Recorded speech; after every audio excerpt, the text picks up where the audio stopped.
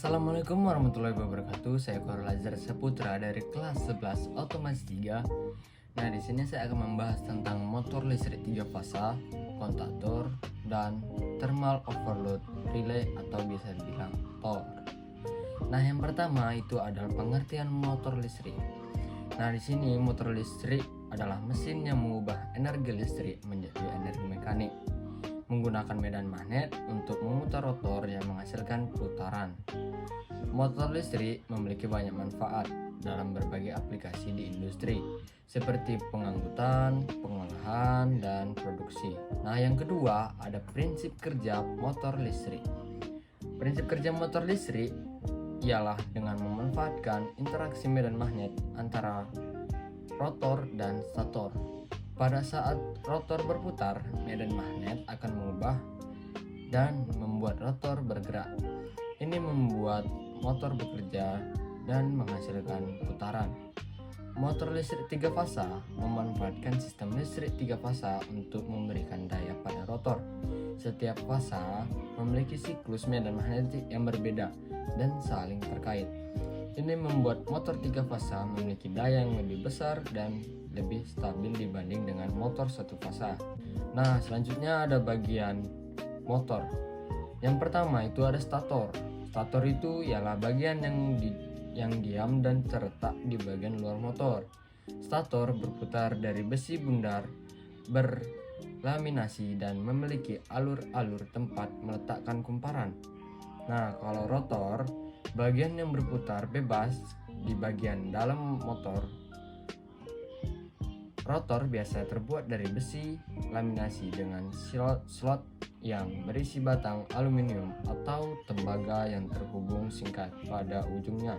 Nah, di sini juga ada jenis-jenis motor.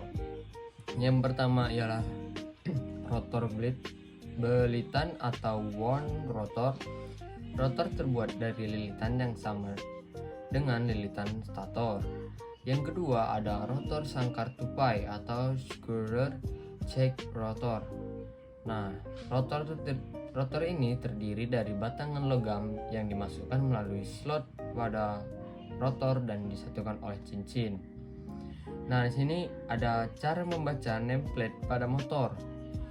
Nah, yang pertama itu ada nama-nama produsen atau dari model motornya. Yang kedua itu ada tegangan dan frekuensi. Dia menunjukkan tegangan dan frekuensi yang dibutuhkan oleh motor. Yang ketiga ada daya dan efisien. Biasa dia berkode KW atau HP dan efisiennya sekian persen. Yang keempat ada kecepatan putar. Kecepatan rotor motor itu biasanya dilambangkan dengan RPM. Nah, yang kelima itu ada jenis motor. Menunjukkan jenis motor itu misalnya induksi. Nah, yang keenam itu ada arus nominal. Arus yang dibutuhkan motor pada beban penuh. Yang ketujuh ada faktor daya, perbandingan antara daya aktif dan daya semu. Dan yang ke-8 jenis perlindungan atau enclosed type. Tingkat perlindungan terhadap lingkungannya, misal IP55. Yang ke-9 itu ada kelas isolasi atau isolation class. Kemampuan isolasi thermal motor. Yang ke-10 ada suhu ambien, suhu lingkungan maksimum di mana motor dapat beroperasi. Nah, di sini ada penyambungan kumparan motor. Nah, yang pertama itu ada penyambungan kumparan motor 3 fasa dilakukan dengan cara bintang atau delta. Hubungan bintang itu ujung dari setiap pasangan belitan dihubungkan menjadi satu. Nah, yang kedua itu ada hubungan delta. Belitan dihubungkan secara seri membentuk segitiga. Nah, di sini juga ada standar label dari motor. Standar label dari motor itu ialah kodenya U, V, atau W. Untuk menandai ketiga fasa, kode ini membantu dalam penyambungan yang benar saat instalasi. Nah, sini juga ada pengaturan kecepatan motor. Yang pertama, kita perlu mengubah frekuensi sumbernya. Yang kedua, itu mengubah tegangan sumber. Dan yang ketiga, itu kontrol V atau F, tegangan atau frekuensi. Nah, Yang keempat itu ada vector control. Selanjutnya sini cara membalikkan arah putaran motor. Arah putaran motor itu dibalik dengan menukar 2 atau 3 fasa masukan. Misal urutan fasanya awalnya adalah U, V, W, maka dengan putaran fasa U dan V menjadi V, U, W, arah putaran motor akan terbalik. Nah, di sini juga ada simbol motor. Simbol motor 3 fasa dalam diagram kan biasanya direpresentasikan dengan lingkaran yang di dalamnya terdapat huruf M untuk motor dan angka 3. Nah, selanjutnya ada kontaktor. Kontaktor adalah perangkat elektromagnetik yang digunakan untuk menghubungkan dan memutuskan rangkaian listrik secara berulang-ulang. Kontaktor bekerja berdasarkan prinsip induksi elektromagnetik, di mana kumparan atau koil dialiri listrik untuk menghasilkan medan magnet yang menarik atau melepaskan kontak-kontak. Nah, di sini juga ada fungsi kontaktor. Yang pertama itu menghubungkan dan memutuskan arus listrik. Yang kedua ada kontrol jarak jauh. Yang ketiga ada otomatisasi. Yang keempat ada pengaman.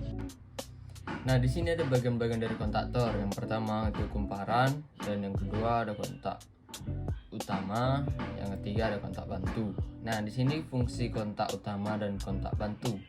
Yang pertama, kontak utama itu ya fungsinya menghubungkan atau memutuskan arus listrik utama yang menuju ke beban. Kontak bantu itu fungsinya sebagai saklar tambahan untuk memberikan sinyal atau mengontrol rangkaian lain.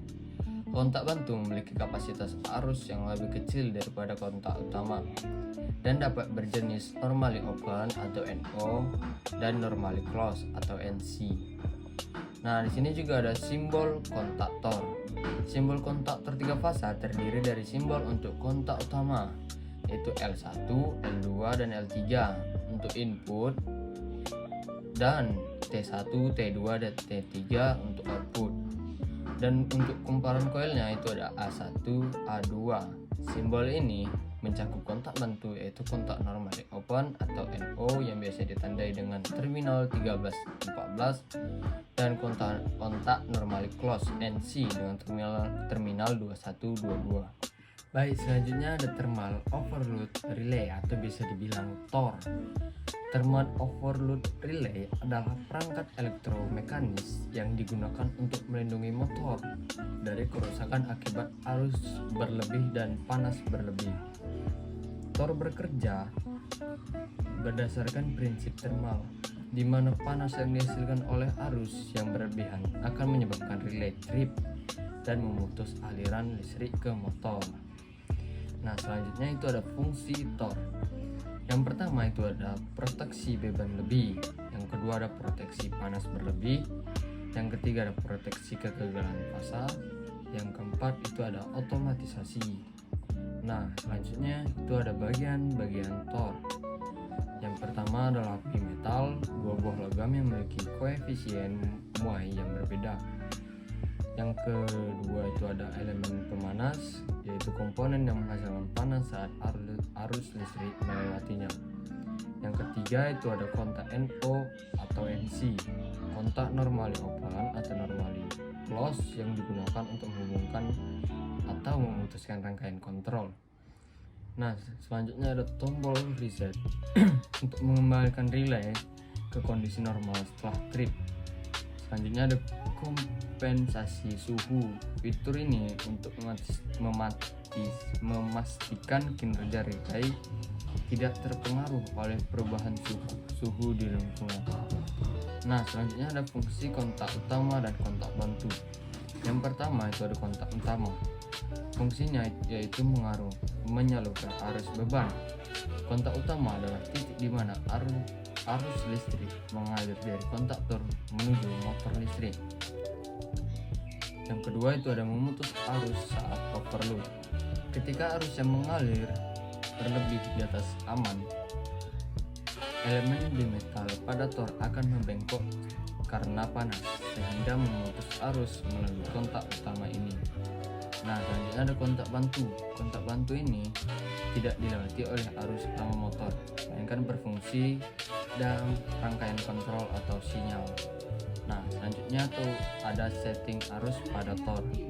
Penyetelan arus pada tor dilakukan untuk menyesuaikan nilai arus maksimum yang diizinkan untuk melewati motor. Jika arus melebihi nilai yang disetel, tor akan trip dan memutus aliran listrik. Cara penyetelannya yaitu bervariasi tergantung pada jenis tor, tetapi umumnya dilakukan dengan memutus tombol atau silinder pada relay ke nilai arus yang diinginkan. Nah, di sini juga ada simbol tor yang terlihat itu ada terminal dan kontak. Terminal 95, 96 itu adalah NC, 97, 98 adalah NO. Nah, yang di atas itu ada terminal L1, L3 dan L5. Itu adalah manual test. Yang kedua ada manual or automatic reset.